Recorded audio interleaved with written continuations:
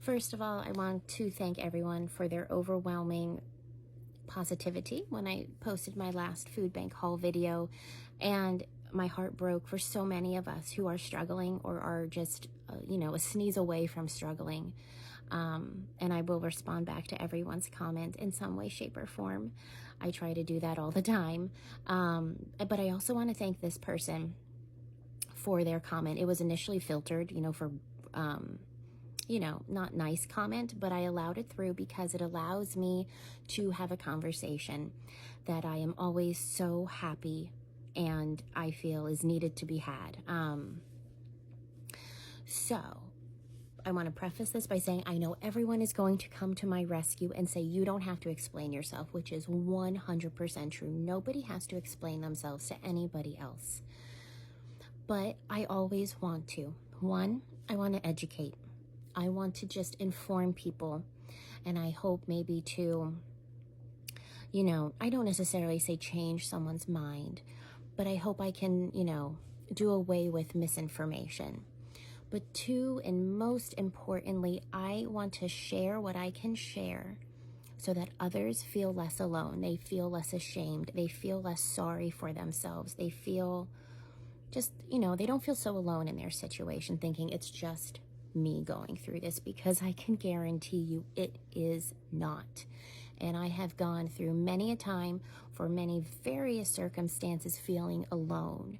And if I had known there was another person out there going through it, I would have felt a little better. Not a misery loves company type of thing, but just knowing it's not just me.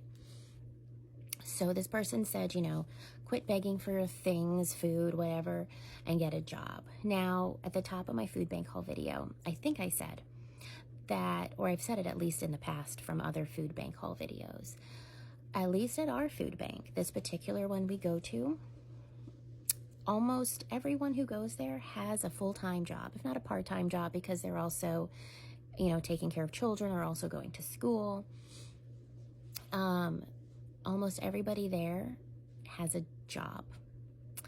And my husband does have a job. He is a full-time teacher. He is currently at a charter school, and he is teaching various grades 6th through 12th. And we went to a food bank when he was unemployed. And with how times are, we're going while he is full-time employed. Now you're going to come at me and say, well, then you get a job. Okay. So since I was 16, I've been my mother's caregiver. She has now primary progressive multiple sclerosis. She can't really be left alone. We do little pockets of time. And we have emergency circumstances set up when we do all have to leave and not somebody can't be home, And then I became my dad's caregiver when I was 21, but he passed in 2019. And so my mom lives with us. She can't live alone. And I only recently, I want to say it's been this summer will be 2 years, I was finally able to start getting some money to be her caregiver. I'm allowed 10 hours a week to be paid for caregiving to her. And I make $15 an hour. Full disclosure. And that doesn't mean my caregiving, I don't clock out. I just clock out of my app, but my caregiving to her doesn't stop. I don't go, well, Mom, I'm clocking out. You're on your own. They think this is why I don't get more hours a week, because I could get more hours a week, but since I live with her, I get less because the state knows I'm going to take care of her anyway, paid or not paid. I also homeschool our kids. I know my husband's a teacher and I homeschool, but that was always the plan even before he, found teaching as his passion. And due to my son's neurodivergency, public school, even charter school, would not be a good fit for him. And homeschooling is doing wonders for my kids. So between the choice we're making so that our kids get the education that they need, as well as the caregiving to my mom, my current situation is at home.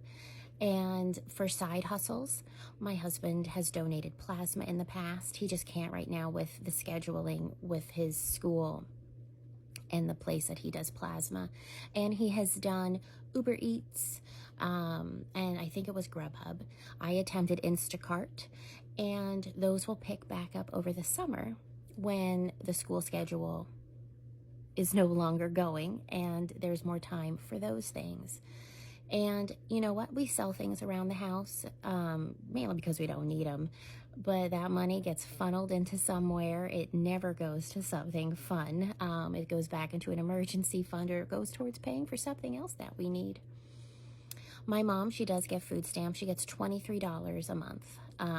And you might consider that begging. Now that I think about it, I don't think that is going to plead my case to you. But in terms of food stamps and Medicaid and things like that, our tax dollars go into that. And you're going to say not my tax dollars, but anyway. But my husband's does, and if you work, yours does. So you have every right to apply for them should you ever fall into a circumstance you need them. And here's the thing, even if you never worked a day in your life due to whatever health circumstances that you have or whatever it is, you still have a right. You know, my husband and I and whomever feel we will gladly pay into this so that another person doesn't have to go without. Because the thought of that breaks my heart. You know, if we so willingly donate things to a thrift store or money to a charity, I don't know why we feel any difference about paying our taxes into something, into a pool for us all should we ever need.